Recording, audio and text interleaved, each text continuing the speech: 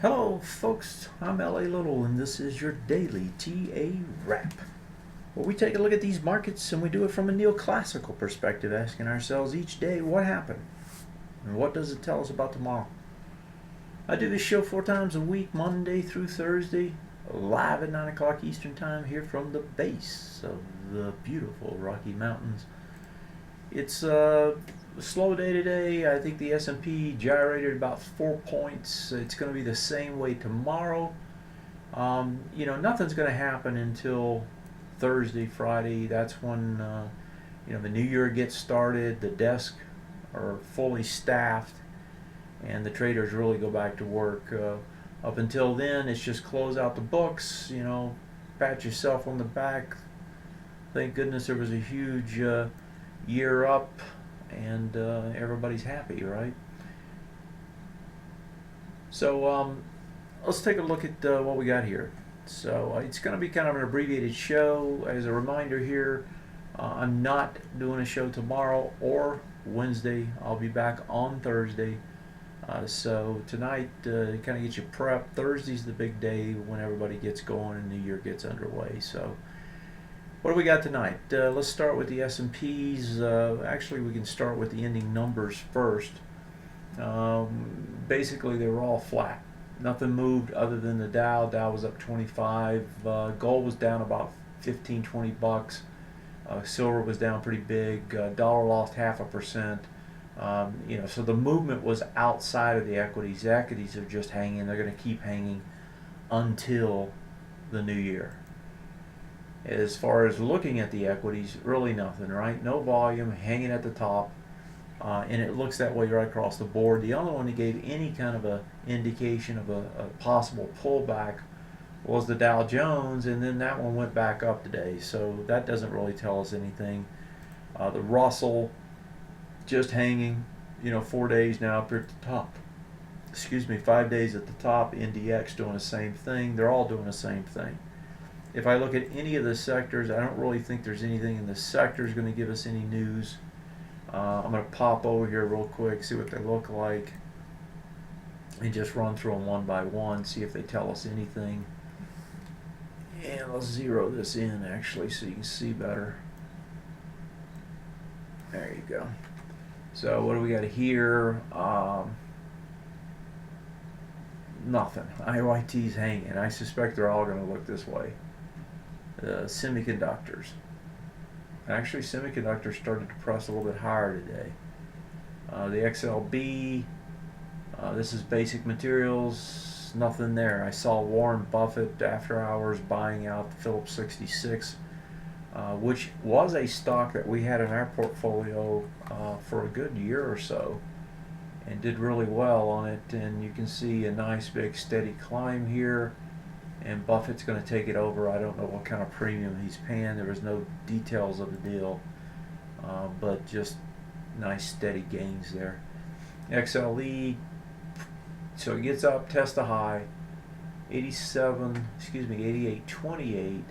We get over it, close over it by 5 cents, go back over that today. Underneath it, you're failing on the breakout or at least you're doing a potential retest and regenerate off that breakout.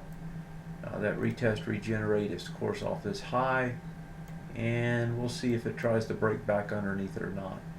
So those immediate retest regenerates usually come back to the other side of the swing point that they broke. This one certainly could fell here and come back into that one at the same time. The low is 87.28, that top is 87.04. So you can see you got two of them sandwiched here. I would think it's going to find support on one of those two swing point highs. To be more bullish, it needs to hold the retest and regenerate off the highest of the two. Energy always moves around, and energy loves to go against breakouts. So example, if I look at this particular chart, just this short-term chart, you get a trend transition here, right? What happens? One bar up, you come back, you go up, and you still come back, right? You can't go higher.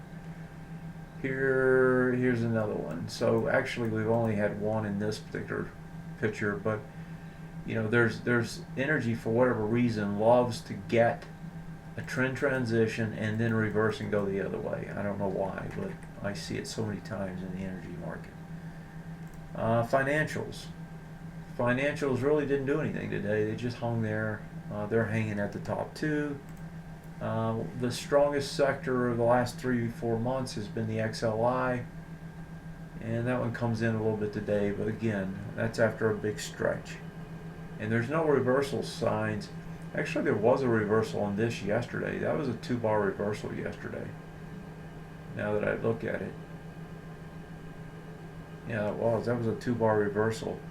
The problem with trying to read too much into this time of the year is you just have no volume, and you really don't know if all this is going to be reversed or pressed come the first of the year on Thursday. So the first trading day of the year on Thursday. So I don't really want to read too much into any of these. And I don't see anything on the XLY. That was the strongest one today, and that one didn't even do anything. In the Ox markets is where you had some action, and you had it in a number of places. The dollar, for example, got hammered, and the FXE went back up to test the highs. So the FXE test over the highs, fails, comes back in at resistance. We'll see if that's it on this deal, or if somehow this thing's going to get enough juice to go again. It does have, if it wants to break, it does have an ABCD structure now that measures up a fairly decent amount. And that would break it over swing point highs both on the daily, which is here, again another swing point high there, and it would also be the case on the weekly. So FXE, the dollar, that trade come the end of this week is going to be the trade to watch in terms of where the dollar is going, where the currencies are going, and probably what that will impact or should impact is the gold and silver markets. Gold coming back down to test again, right? It's broken a swing point low. It went up, did a retest, and now regenerating lower. That's what happens in weak markets, right? You get regenerations, just like we look at the retest, regenerate on the upside. These are retesting, regenerating on the downside. The big test here, of course, will be on that weekly again. And let me pull that one up. I'll pull this over. The weekly is going to be the test. That's right there at the lows again. So that was 114.68. We tested under it, didn't have the volume, failed, right? Got a little bit of a bounce, now coming back. Looks like it's going to come back and test again. Had a lot of volume down there, left volume at the bottom. That's just begging to be tested again, and it looks like it's going to try to do it pronto, right away. If we look at the silver market, let's see if that one looks as bad. It has been better, actually. Not as weak. It still looks the same. The other big thing today was the bonds. The bonds started pushing back up. Remember, they broke down, and now they're doing retest, regenerates on the weekly. and on the daily. So it broke down on the weekly, broke down on the daily, pops back up. It's getting back up into the gap here, back into these swing point lows, and doing a retest regen on the weekly. Again, Thursday, Friday, it's going to be when everything happens here. Municipal bonds have been breaking down lately, and they look to be doing the same. They're still hanging there. If we go over and look at, and oil dropped pretty good today, was the first time. That was part of what happened to the energy market. It was just going into resistance and failed. In the world markets, we saw a pretty good push here in the Taiwanese, in Taiwan. In the Taiwanese market, you got a breakout yesterday, extends forward today. That's true on the weekly and on the daily. That's doing an ABCD up on the weekly. It's got a little bit farther to go. The Nikkei makes another new high. I think I saw something like 57% gain this year, which is a ridiculous number, but I guess if you're going to flood the market with your currency and devalue it, competitive devaluation is what it really is. I guess that's the kind of move you can get. I don't know how much farther they can take this thing on competitive devaluations, but they look like they have every intention of continuing. Some of the markets were closed. I think the Hong Kong market here was closed. Yeah, it didn't trade. Over in Europe, the FTSE, the CAC, and the DAX all failed on two-bar reversals. Now again, will it mean anything? It's hard to tell, when you have such thin markets. They don't have nearly as much significance. Just like it's hard to read a chart that has no volume in just a general sector or something, it's definitely hard to read when you have lots of volume all the time and now you have none. And so it makes it very difficult to believe, so to speak, the read that you're seeing. But these are two-bar reversals. There's one here, there's one on the CAC, there was also one on the DAX. All of those say that we should try to come back and do a retest to the downside. I would think here, you're right, I mean this will be the one to watch because it's got a retest regen off that swing point high it broke. That's backing down in this area. So in here is the retest area. You could get a pullback into here and it would be a buy. Okay, I don't see any questions. I don't have any emailed to me. It's going to be a short night tonight. I really don't have much else to say. Tomorrow is going to be a dead day. This thing's going to go nowhere. You may see some small selling tomorrow, small buying tomorrow. I just don't think you're going to see much of anything. It's not going to do much tomorrow. Everything's going to be on the first of the year.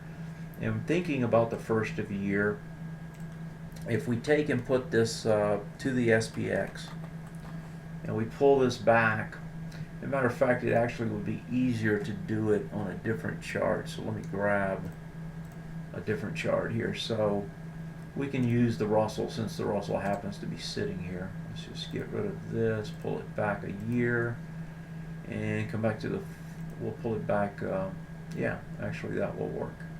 So 12/31, it was here, right? Very first of the day of the year up, it never saw that price point again. So it started the year at the close of last year, which was 873. It was 849. First day of the year, you get a 20-point jump, you never look back. Will you see that kind of an out-of-the-box move or not? Well, if you pull this back 2 years and you look at it, you had a totally different dynamic taking place. And what I mean by that, and I'll just use these to draw it, is you actually had a little resistance zone right here, and you basically had consolidation for the vast majority of the year, right? So if you're looking at it from that perspective, right, this market was trading in a range, and that range was in here, and that range was from February until the end of the year, right? So the 2011 market had gone basically sideways almost all the year. This market, very different, completely up all year long, right? Big stretch, continuation, and that hasn't stopped yet. Now if you pull it in, not only do you have the big stretch all year long, you have the big stretch right into the end of the year, right? So you come off into the year straight up, right, and then you hang here the last few days. That to me does not look like a dynamic that I want to believe this thing is just going to rocket on higher first of the year and never come back. I just don't believe that's the case. I could be totally wrong, but on a year that's been totally up, huge gains, it's not as if I'm going to be bearish on this thing, right? I don't want to say, oh, I'm bearish, but at the same time, it's kind of hard to be bullish. I don't see the risk to the upside, so to speak. Yeah, you could get a little spurt the first day or two, but I'd be careful to press this thing too hard to start the year after a big year up and a big run up into the end of the year. That makes it very hard to press. And that big run up is not small. I mean, that's, what is it, 50 points, 60 points here, almost 70 points, top to bottom. That's a good 6%, right? 6.5% into the end of the year. That's hard to think that you're going to just rocket on higher. So when you think about it from that perspective, you know, you can see that there definitely is some risk to the upside. All right? Okay, we'll leave it at that. I'm L.A. Little. This is and was your daily TA wrap. Have yourself a great night, and I'll see you next time. Good night, folks.